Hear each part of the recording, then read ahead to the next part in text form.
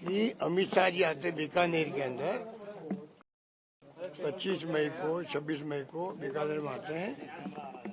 अब पता नहीं उन्होंने क्या इंस्ट्रक्शन दिए हैं कि आजादी के बाद में पहली बार पाकिस्तान का बॉर्डर पे बाड़मेर, जैसलमेर, बीकानेर, गंगानगर लगता है, पाकिस्तान बॉर्डर लगता है।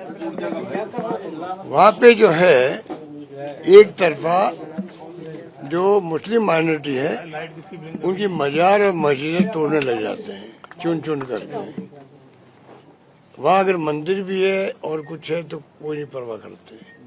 अगर कोई हिंदुओं नहीं मालूम मजार पे वो अपना इबादत करते हैं, हिंदू लोग भी, क्योंकि पाकिस्तान का बॉर्डर आता है ना, वो बॉर्डर है जहाँ 30% ज्यादा मुस्लिम रहते होंगे। आजादी के पहले और बाद में दंगा छोड़ दीजिए, आपने तनाव भी वहां नहीं होगा, भी टेंशन भी नहीं हुआ आपस के अंदर, इतने प्यार मोहब्बत से रहते हैं वहां की पब्लिक। वहां पे अब अचानक ही जो ये तोड़फोड़ कर दो एक तरफा। और मुस्लिम लोग मेरे पास आए थे, उनका हम चाहते हैं कि वहाँ के जो हिंदू लोग हैं वो खुद ही कोई इश्यू बना रहे हैं, वो अपनी बात कह रहे हैं, वो धरने दे रहे हैं। हम अगर हम करेंगे तो लोग उसको उल्टा मानने निकालेंगे। हम चाहते हैं भाई आप बता दीजिए ईमानदारी से क्या सच्चाई है, क्या हो रहा है। आज कोई नेशनल हाईवे निकलती है तो एक लाइन खींच जाती है, इसके बाउंड्री में जो आएगा वो सभी हटाने पड़ेंगे हमें, एनक्रोचमेंट, या एनक्रोचमेंट नहीं है तो बिल्डिंग है, होटल है, कुछ भी है, तो हम नेशनल हाईवे 6 लेन कर रहे हैं, 8 लेन कर रहे हैं। समझ में आती बात। वहाँ पे ऐसा कुछ नहीं है, वहाँ तो चुन चुन करके आपने उनकी मस्जिदें और तोड़ी है। बताइए आप। अब प्राइम मिनिस्टर आए हैं पर तो मोदी जी 4 तारीख को वहाँ पर, तो ये देखे प्राइम मिनिस्टर आएंगे कहीं ऐसा कुछ बवाल नहीं मच जाए, तो 4-5 दिन पहले खुद ने बंद कर दिया तोड़फोड़। अब वहाँ के लोगों में भय पैदा है, अभी तक भय व्याप्त है कि प्राइम मिनिस्टर आगे चले गए हैं, अब कब वापस शुरू कर सकते, तोड़फोड़ शुरू कर सकते हैं। इस प्रकार अनावश्यक जो शांत एरिया है उसको अशांत करने का कोई कारण नहीं है। और मैं आग्रह करूंगा गृह मंत्री जी से कि राजस्थान का बॉर्डर बहुत ही, आप इतिहास उठा के देख लीजिए, आपके रिकॉर्ड में होगा, होम मिनिस्ट्री के अंदर भी ऐसा बॉर्डर कहीं नहीं मिलेगा आपको जहां पर हिंदू मुस्लिम सभी लोग, आज तक दंगे नहीं। मैं फिर कहना चाहूंगा वहाँ टेंशन भी नहीं हुआ आपस के अंदर। वहाँ इस तरह कार्य करने क्या तुक है, स्पष्ट करना चाहिए उनको भी। सर एक ईवीएम का भी सवाल है।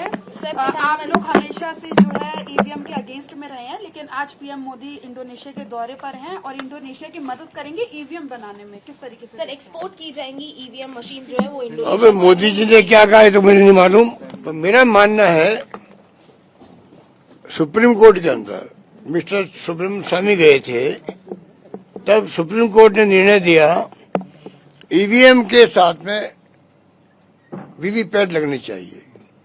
करीब 12,000 करोड़ में खर्च उस वक्त हुए थे। तो मैं पूछना चाहूंगा, सुप्रीम कोर्ट ने अगर ये बात कही है, इसके हम लोग कन्विंस हो गया होगा कि ईवीएम में टेम्परिंग हो सकती है, इसलिए वीवीपैट लगाओ, इसलिए कहा होगा, वरना क्यों कहते वो तो सिद्ध हो चुका है। उसके बाद में भी ये ईवीएम चल रही है। आम लोगों में ये बात धारणा बन गई है ईवीएम हटे और बैलेट पेपर की तरह के चुनाव हो, ये आम धारणा देश में बनी हुई है। लेकिन दूसरा देश तो कह रहा है कि हमारे लिए ईवीएम बनाइए। और दूसरी बात ये है, एक मुल्क से क्या होता है, दूसरा जो देश दुनिया के विकसित राष्ट्र हैं, अमेरिका हो, इंग्लैंड हो, वहीं पहले ईवीएम थी, हटा के वापस वो बैलेट पे आए, तो वो क्यों आए फिर? विकसित राष्ट्र क्यों आए वापस? वहाँ ईवीएम गई, वापस आ गई, बैलेट पेपर हो गई, तो यहाँ क्यों नहीं हो रहा है? ये क्वेश्चन वास्ते बहुत बड़ा चिन्ह लगा हुआ है सरकार के सामने। सरकार को पहले अडवाणी साहब बोलते थे, तब तो चुप रहते थे, अब हम बोलते हैं परवाह नहीं कर रहे हैं। तो मैं चाहूंगा ईवीएम समाप्त करो, आओ वापस, अगर दम है आइए मुकाबला करेंगे आपसे हम लोग।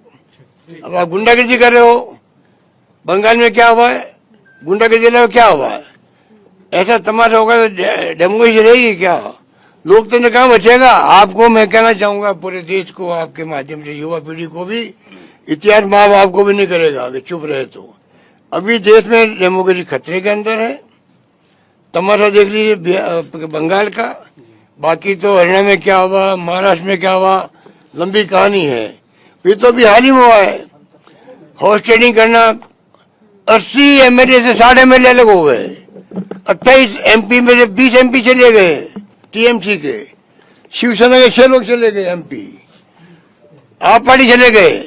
ये जो 50 करोड़ की जो बोली लग रही है ना, 50 करोड़ की बोलियों में तो महाराष्ट्र सरकार चली गई थी उस वक्त में, 50 करोड़ की बात आई थी उस वक्त में, कहीं 50 कहीं 35, क्या क्या हो रहा देश में। हॉर्स ट्रेडिंग से अगर सरकारें गिराओगे, हॉर्स ट्रेडिंग से आप अगर तोड़ोगे एमपी को अपनी स्ट्रेंथ बढ़ाने के लिए पार्लियामेंट में, हम कैसे बिल पास करवाएं, तो देश किस दिशा में जा रहा है किसी को नहीं मालूम है।